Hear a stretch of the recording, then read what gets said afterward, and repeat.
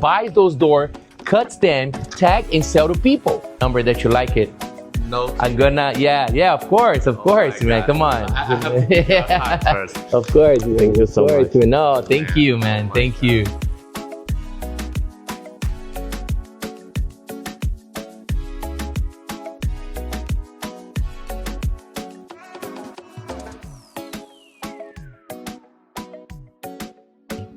He's a legend in Brazil. So it's just vision.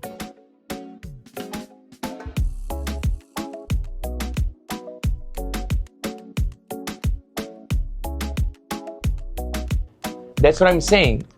You said that once, oh, you know, it looks like a kid's drawing. This one is just a tag. There's no drawing, there's nothing. Through exclusive events that merge art, high fashion, luxury, automobiles, and philanthropy. So he's taken off to Miami tomorrow to continue making his mark as one of the most influential artists on the contemporary scene. But first, this stupid door that some people think is, this worth so much money. Now this guy, he doesn't do tags anymore because now he's on the artist level. So now he's just creating art pieces.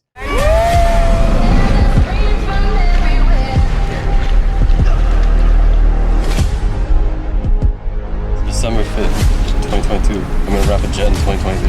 oh, shit. I went to Miami, and then we went to the hangar where we're gonna do the show. And then I just saw the big airplane arriving, and I'm like, oh my God, my dream's actually coming true. And yeah, and then me, Stas, the whole team pull up at the hangar.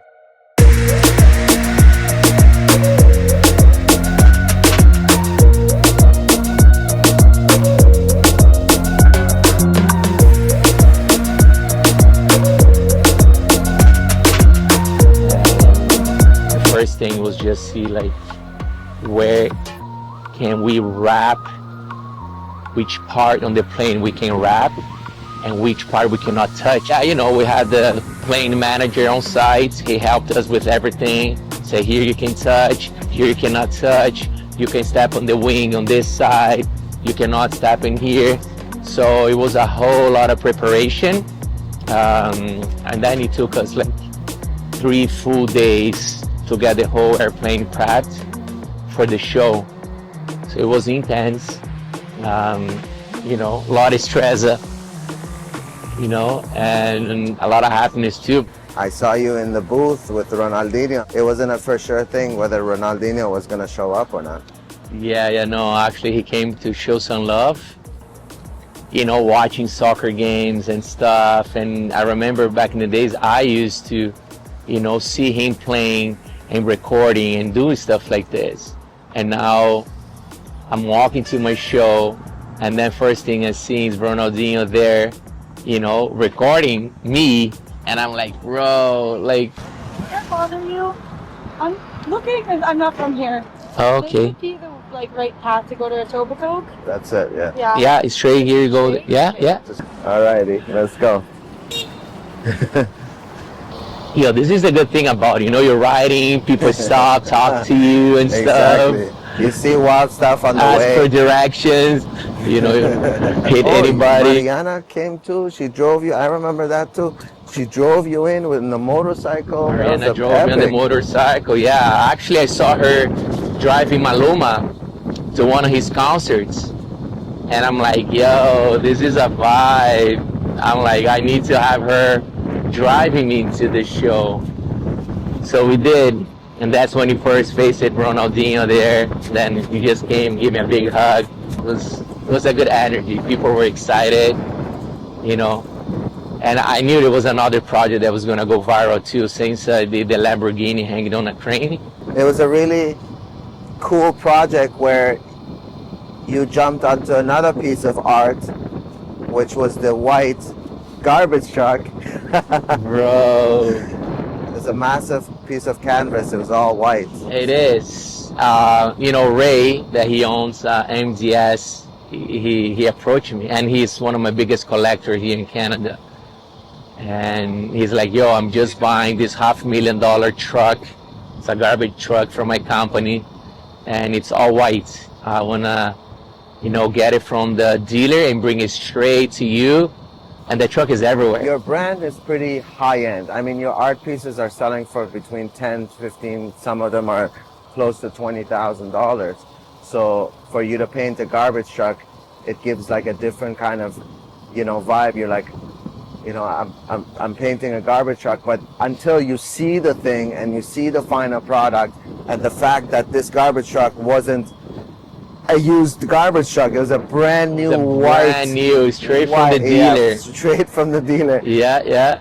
And that makes a massive difference because Blank canvas. it was a blank, It was a white canvas, just exactly.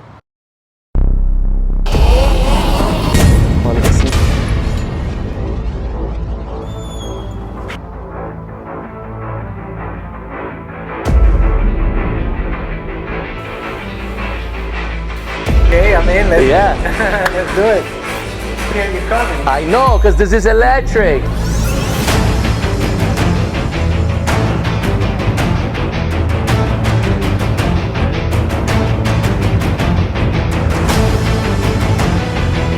We spent a week Shout out with to Bruno from Billionaires. Bruno is another good friend too, being a plus in our lives. He took us to a motocross bike park, and we had so much fun that week. It was absolutely fantastic. Yeah.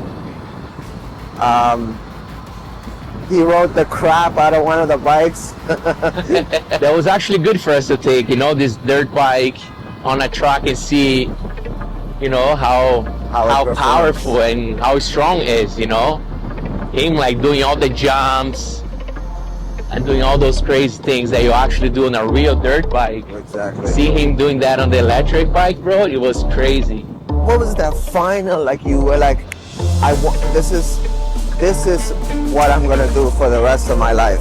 I'm gonna be an artist, because I know many people that know you know that you were a singer, you were an artist, you were singing before.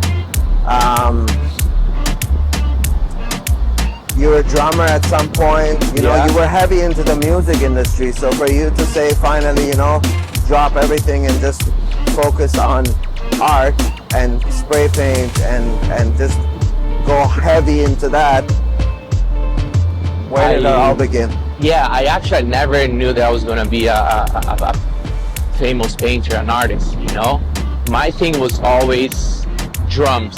Drums were my passion. Art was my passion too. But nothing that I was like, I want to be, a famous painter.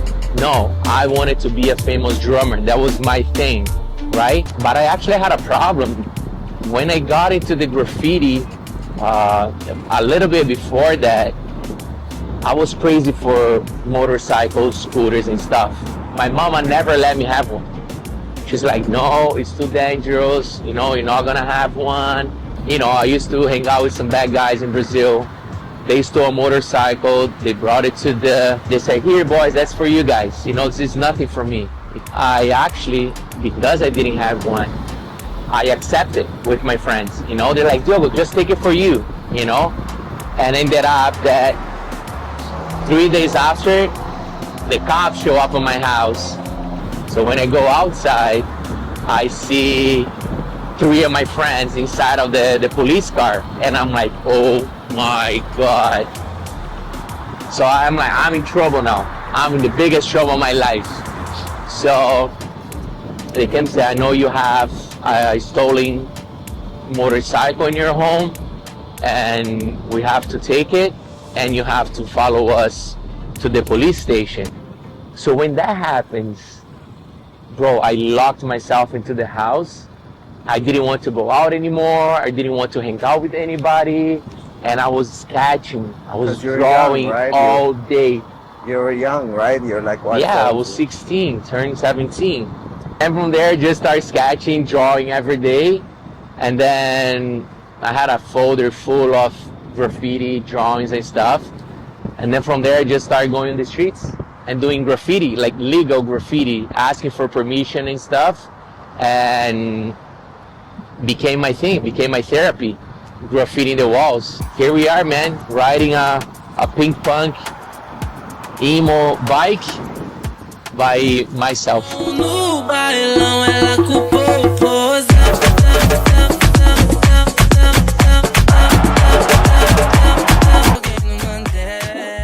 Agora eu tô pronto pro jogo. Yeah, go for it.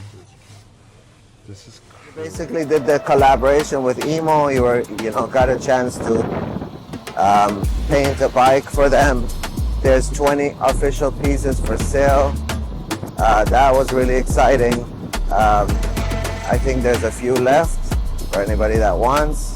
We took the one-of-one custom painted by Diogo Snow to Miami from Toronto, and it was custom painted specifically for J Balvin, and Yeah. I ended up delivering it myself, and he loved it. He called a week later. We He's did it like, matching wow. his shoes, remember? The shoes that he Yeah, released exactly. with Jordan?